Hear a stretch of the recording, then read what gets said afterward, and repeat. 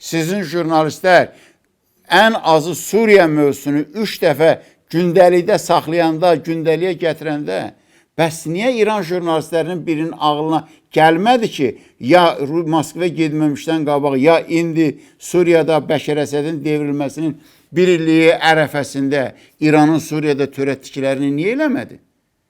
Bəşər Əsəd niyə panikə düşdü çevrilişdən 3 gün qabaq? Siz deyə bilərsiniz ki, çevriliş ərəfəsində İran Suriyaya qoşun göndərirdi, ya qoşunlarını oradan çıxardırdı. Bu məsələsi mətbuatda açıq qalıb. İranın Suriyada Bəşər Əsədin dövrünə danışıram. Hərbi qüvvələri necə olmalıdır? Özə mən sizə ali rəhbər, yəni ali rəhbərin qatıldığı müzakirədən danışıram.